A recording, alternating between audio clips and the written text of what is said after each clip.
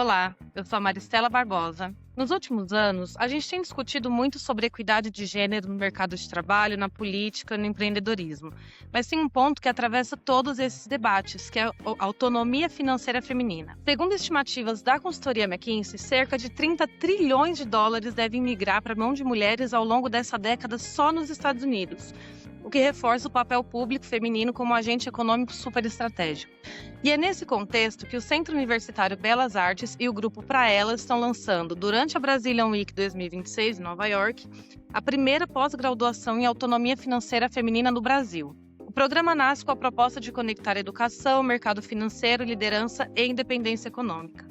E para falar sobre esse lançamento, os desafios do letramento financeiro feminino e o impacto desse movimento para as empresas, para os investidores e para a sociedade, a gente recebe hoje a Patrícia Cardim, diretora-geral da Belas Artes, e a Carolina Ragazzi, sócia fundadora e CEO da Pra Elas. É um prazer e uma honra estar aqui, Mari. Patrícia, Obrigada como surgiu a ideia de criar a primeira pós-graduação em autonomia financeira feminina do Brasil? Bom, eu sou mulher, a gente tem essa percepção de que a nossa malha social fica um pouco distante das questões financeiras na nossa vida do cotidiano. E dentro da Belas Artes há 3 anos, está trabalhando a Daniela Marques, que foi presidente da Caixa Econômica do Brasil por um período, e ela, eu a conheço há 10 anos, e ela sempre falou sobre esse tema. Quando ela esteve à frente da Caixa Econômica Brasileira, ela teve a oportunidade de fazer um programa para 40 milhões de mulheres brasileiras, que bancarizou muitas mulheres que não estavam bancarizadas e que colocou a Caixa como um veículo de mediação com as mulheres, pautados assim na experiência dela, de grupos, né, que ela liderava já de mulheres. Quando ela falou dentro da Belas Artes que ela queria montar uma área de educação para a autonomia financeira feminina, a gente juntou as acadêmicas, e aí muitas da área de psicologia na Belas Artes, uma principal, que é neuropsicóloga de formação, professora Joto Nelotto, que é da área de psicometria, que faz medição de comportamento. E ali eu chamo de a perfect storm, porque nós entendemos que a grande questão da mulher sobre a falta de letramento financeiro se dá também por uma questão comportamental. Não é só o letramento, porque senão qualquer faculdade, que nós temos excelentes faculdades no Brasil da área financeira, poderiam ter um curso desse. A gente está fazendo ele dentro da Belas Artes, porque a Daniela trouxe a experiência, o letramento, e a Belas Artes entra com a parte comportamental, onde ela já opera muito bem com os alunos.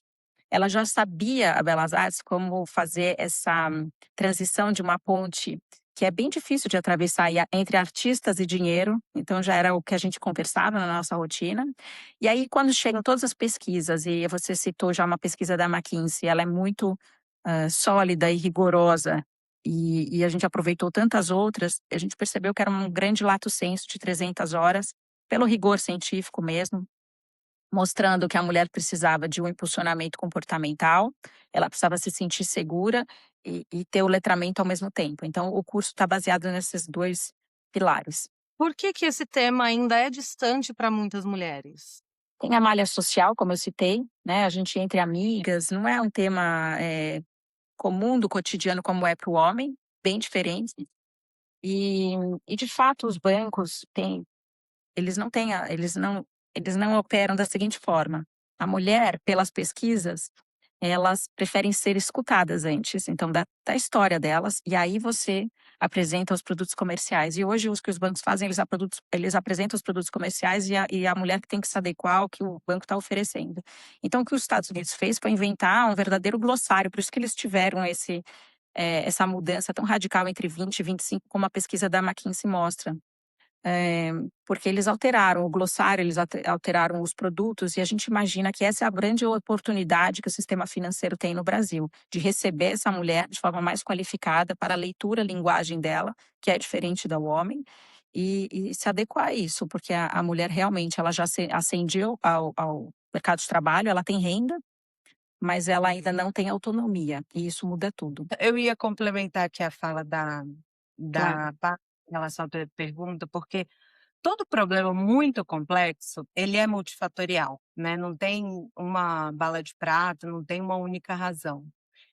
Eu acho que nesse caso, a Paty falou bastante de malha social, mas de fato, assim, tem um dado que eu me deparei outro dia, que ele comprova muito como um dos principais problemas de a gente permanecer com essa resistência às mulheres tomarem a rédea da vida financeira, da gestão da vida financeira, né, não do ganhar o dinheiro, é a questão da confiança. Eu me deparei com dados esses dias de que o investimento médio da mulher na bolsa, isso é dado da B3 em março agora, é cerca de 3.000 investimento médio não, desculpa, investimento mediano, e eu vou te explicar por que médio e mediano aqui é bem diferente.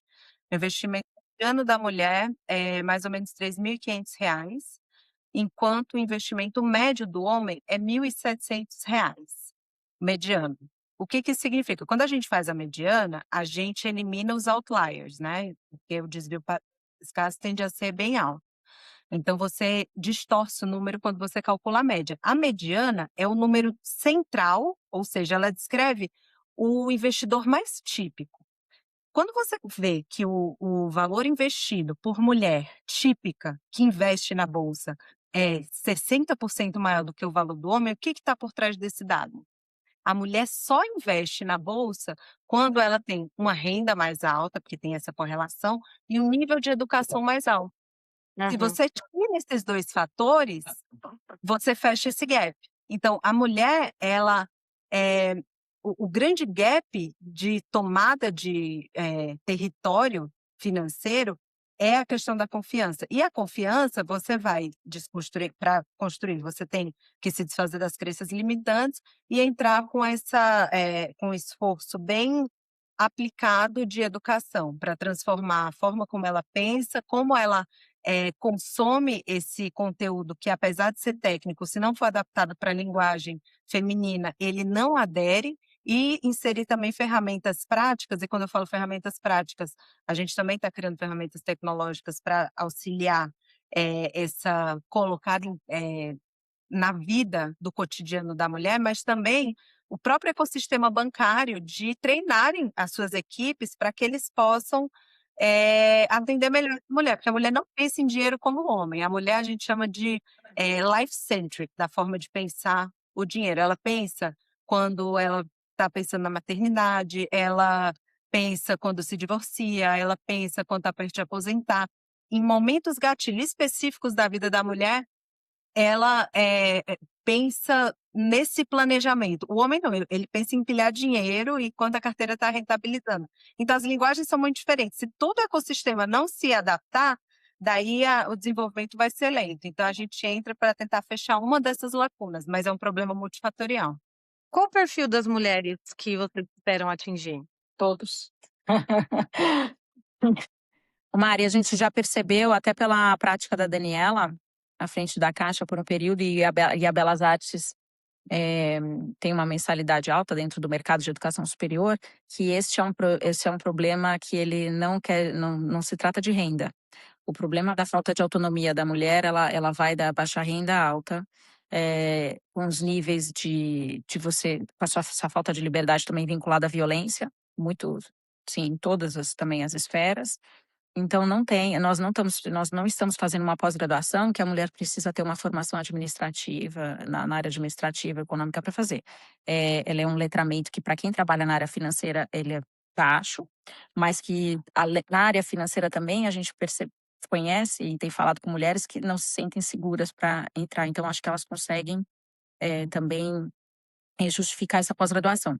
A pós-graduação é uma pós-graduação de 360 horas, ela tem 14 disciplinas, e essas disciplinas podem ser feitas por módulos. Então, se a pessoa não quiser fazer a pós-graduação inteira e tiver uma disciplina ou outra que interesse mais, ela pode fazer de forma independente. Era um assunto que eu queria aprofundar um pouco sobre qual a diferença dessa pós-graduação para os cursos que já existem de financeiros para mulheres. Preocupação foi enorme de fazer um lato sensu, porque a intenção da Belas Artes, como uma instituição centenária, acadêmica, tão respeitada, respaldada por todos os órgãos de educação, é que tivesse lastro científico. Essa é a grande diferença. A gente fez um mapeamento no mercado, de fato, existem muitas falas sobre autonomia, sobre independência financeira, cursos que instruem a parte de letramento. O que a gente não tem hoje é um lugar onde se colocou o comportamento junto com o letramento, de forma densa e científica. Por isso que é um curso mais profundo, por isso que é um curso que a gente não está prometendo uma transformação imediata, e sim um processo, uma jornada. E, e por isso que a gente está lançando, primeiro, sendo um lato sensu, para Óbvio. ter o rigor acadêmico, que para Belas Artes é tão importante, porque estimula que outros cientistas acadêmicos escrevam sobre o tema, e assim toda a malha científica fica coberta e a gente garante que haja uma onda, porque a nossa intenção, ela extrapola os muros da instituição, ela extrapola o que vai acontecer dentro dessa sala de aula. A intenção mesmo é que haja uma mudança social. Quando você fala dessa mudança social, é legal a gente falar também sobre como essa independência financeira impacta a escolha profissional dessas mulheres, relacionamentos, empreendedorismo dessas mulheres, decisões, né, profissionais. Sem dúvida, eu acho que uma das principais questões que inclusive é o que basicamente tem transformado a forma dos relacionamentos, a forma que as mulheres, se imaginam em relacionamentos, é exatamente a independência financeira, porque a independência financeira, quer dizer, a gente gosta de usar autonomia, porque independência muitas de nós já têm, mas para tomada de decisão financeira, normalmente a gente ainda pede ajuda de um parceiro. Inclusive tem um dado que fala que 93% das mulheres acha que um homem é mais bem qualificado a mexer com dinheiro do que ela. Ou seja, só 7% da população brasileira mulher acha que está bem capacitada quanto um homem para mexer com dinheiro. E essa autonomia financeira, ela te abre um leque de escolha. A principal porta de saída de relações abusivas é a independência, é a autonomia financeira, é a independência, porque a mulher, independente da classe social, tá? Da favela ao prédio de luxo no Itaim, que sofre violência financeira, se ela não vislumbrar uma porta muito clara, de se manter com uma vida parecida, ela fica aprisionada naquela situação. Então, no final das contas, o que a gente está falando aqui é de um conceito quase que de plenitude, porque sem, direito de escolha, a gente não consegue estar na nossa melhor versão em nada, nem profissionalmente, nem pessoalmente em relações, conjugais, nem em praticamente nada, né. Então a gente acaba sendo pautado por algo, que a gente poderia tomar para si o controle e, por diversos fatores, a gente acaba negligenciando ou não tendo a oportunidade de fazê-lo. Mas, apesar da gente bater muito nessa tecla de independência financeira, autonomia e direito de escolha, etcétera, o que eu comento muito, nesses meus fóruns que eu vou discutir esse tema é que dinheiro é maravilhoso para te dar escolha, mas dinheiro é um cavalo, você tem que domar. E se bem domado, você vai para onde você quiser. Agora, se não estiver bem domado, o dinheiro também tem uma faceta, negativa. Então, a gente capacita a mulher para tomar rédea da própria vida, mas sempre com aquela coisinha atrás de saber quem você é, para usar o dinheiro da melhor forma possível para ele realizar o teu sonho. Então, quando a gente fala de autonomia financeira, a gente não está falando de renda especificamente, a gente está falando também do poder de decisão dessa mulher. Absolutamente, absolutamente. Mais importante do que o letramento. A gente falou um pouco sobre alguns dados, né, de quanto de dinheiro está chegando para a mão dessas mulheres. Isso está mudando a forma como os investidores, como as empresas estão olhando para esse público, porque a gente teve uma fala agora muito interessante, né, de que a maioria das mulheres não acha que elas são capacitadas o suficiente para mexer com dinheiro quanto os homens. E a gente está vendo com dados, com números reais, de que isso não é necessariamente verdade. Esse mercado está mudando a forma como o mercado do dinheiro olha para o poder da mulher. Sinceramente, no Brasil, acho que isso ainda é muito incipiente. A mulher, ela toma decisão. 80% das decisões de consumo são tomadas por mulheres, mas do ponto de vista da indústria financeira, isso ainda não é uma verdade, no Brasil. A gente tem a sorte de ver tudo que acontece de tendência humana, se materializando em países mais maduros, Estados Unidos, países da Europa, e lá a gente já vê claramente que a primeira onda de migração de capital para a mão das mulheres já aconteceu. De 2018 para 2023, o número de ativos investíveis de mulheres aumentou em 51%, e é esperada uma magnitude de crescimento da mesma proporção de 23 a 2030. Isso é um dado da McKinsey. Porque algumas instituições, como a Charles Schwab, uma das maiores gestoras dos Estados Unidos, foram precursoras dessa leitura do que estava acontecendo das mudanças sociais, postergação de gravidez, maior índice de divórcio, da menor diminuição da presença masculina ao lado da mulher, que obriga a mulher a gerir o próprio dinheiro, não só a ganhar o próprio dinheiro. Mas no Brasil, a gente ainda vê uma certa letargia do mercado em ver a mulher como a próxima onda de crescimento da indústria. E a razão é muito simples: ninguém está fazendo. Porque a partir do momento que a primeira instituição de grande porte se vestir de uma estratégia voltada a conquistar esse público, aí eles vão começar a ganhar market share, e aí as outras vão acordar. Mas enquanto ninguém está fazendo nada, o nível de competitividade para esse mercado é muito similar.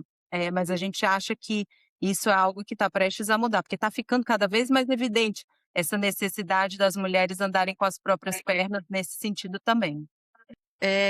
Eu queria entender um pouco mais sobre o que tem dentro do curso para poder entender como ele vai transformar esse conhecimento em algo acessível, algo aplicável no cotidiano dessas mulheres que vão estudar essa pós. Bom, transformação de comportamento é o que a gente faz.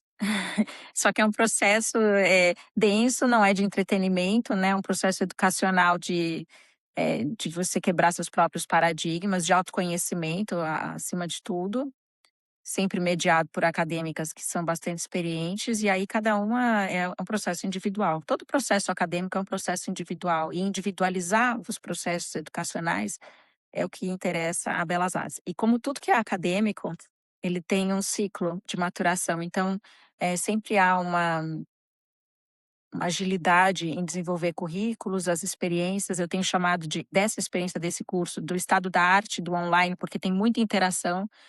Nós gostamos de humanizar a interação online o tempo todo, turmas pequenas, com tutores específicos, com comunidades, com mapas mentais formatados por IA a partir do próprio pensamento do aluno. Então ele vai construindo a jornada dele ali num desenho instrucional para ele mesmo, e montando pontos de fixação da onde ele chegou.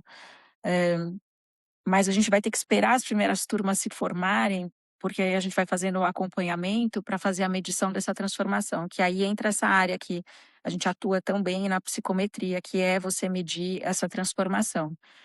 Nós desejamos que essa transformação, e eu tenho falado com outros entes acadêmicos, escolas de tamanhos maiores, de outros mercados, para que isso aconteça também nesses outros lugares. Porque a nossa intenção, como eu disse, é extrapolar os muros da universidade. Agora, o que o Lato Sensu da Belas Artes tem feito dentro do que é a organização dela é cuidar para que essa mulher se sinta livre, autônoma dos seus desejos, de como ela quiser desenhar a vida dela. E para complementar a parte, quando a gente estava pensando em formatar esse curso, obviamente a gente fez uma pesquisa de mercado e viu o que tinha disponível. Aqui no Brasil, nada que brilhasse os nossos olhos do ponto de vista de potencial de transformação, e aí isso nos deu muita segurança de entrar nessa empreitada empreendedora, eu principalmente, porque isso é um braço da Belas Artes, mas eu sou fundadora do Pra Elas e é 100% da minha vida profissional. E quando a gente olha lá para fora, para nossa surpresa, também não tinha nada parecido do modelo ideal que a gente achava que era necessário ser criado. E qual que é esse modelo ideal? Como a Paty falou, você tem algo que começa com um autoconhecimento para desfazer as crenças limitantes. Hoje, o que você tem no mercado? Você tem curso de desenvolvimento pessoal, tratando disso. Daí você tem curso de educação financeira, normalmente numa linguagem fria e masculina, que não está adaptada para o público feminino. Você tem pinceladas de consultoras financeiras fazendo esse trabalho de adaptação, mas ainda é um trabalho muito de formiguinha. Se você procurar, você acha, mas é muito é pouco significativo diante do tamanho do mercado. E aí, se você vai para o mundo de tecnologia, você tem os aplicativos que fornecem planners financeiros, você tem a própria IA, agente de inteligência, te dando dicas de investimento que você pode usar, mas você não tem nenhuma solução que integre o autoconhecimento, a tecnologia para fazer o que você aprendeu na teoria, colocar em prática e manter na tua vida cotidiana, que é o que a gente vai fazer. Então, a aluna faz o primeiro módulo, ela vai, ao final do primeiro módulo, no nosso aplicativo, ser liberada uma ferramenta de anamnese para ela entender onde que ela está e o que, porque sem saber onde você está, você não sabe onde você quer chegar, quais as lacunas de conhecimento que você tem. Então, você faz a anamnese, depois você vai liberar o planejador financeiro. Depois, se ela tiver um interesse em comprar o primeiro imóvel, você vai ter coisas específicas para aquisição do primeiro imóvel. Então, a gente pensa sempre teoria e prática. O objetivo, então, é fazer um mercado financeiro que não fale sobre mulheres, né, mas que ouça as mulheres e que trabalhe junto com essas mulheres. Que legado que vocês querem deixar? Para mim, essa é a resposta muito imediata. Uma sociedade, assim, esse é o propósito da minha vida, é morrer sabendo que eu movi a humanidade, nem que seja 1 milímetro a mais para a direção correta. Esse é o meu objetivo de vida e eu acho que o para elas é um meio para sentir essa realização. E eu quero que a minha filha ache que isso tudo é uma bobagem, que ela nem perceba que isso foi necessário em algum momento, esse movimento. Nós estamos numa verdadeira caravana, falando com muitos agentes do mercado financeiro, educacionais, tentando fazer um deep dive mesmo do tema, que extrapole os muros da instituição para que essa próxima geração não tenha que tratar disso. Isso é lindo de ouvir. E por fim, eu queria saber por que lançar o programa de pós no Brazilian Week em Nova York essa semana. Nós tivemos a confirmação ali já de quem vai apresentar o curso, o Alexandre Betâmio, que é CEO do Bank of America, e depois o Salute, que é CEO do BTG, um evento fechado, porque o sistema financeiro entende que essa é a nova oportunidade deles, né, de fazer uma nova onda de crescimento são as mulheres. Então, acho que está todo mundo do sistema financeiro muito sensível ao tema, pela necessidade social, mas também como oportunidade. E lá é um lugar onde diversas lideranças de diversas áreas se encontram uma vez por ano, nesse evento que tem mais de 50 anos, bastante tradicional para o mundo financeiro e para o mundo empresarial. E a nossa ideia é extrapolar os muros da instituição, então é sensibilizar todo mundo da necessidade de fazer essa escuta, de bancarizar as mulheres com qualidade, para que elas tenham a independência e a autonomia delas de fato, e consigam com isso também ter uma base sólida familiar, porque né, o Brasil tem lá mais de 50% das mulheres, acho que chega a 55, 56% de mulheres, de mães que não vivem com o seu parceiro, com o pai da criança. Dessas, 15% são mães solos. Então, assim, é estruturar toda uma sociedade que precisa desse empurrão, dessa transferência geracional. Então, ali a gente achou que é um momento de uma oportunidade de sensibilizar. Perfeito.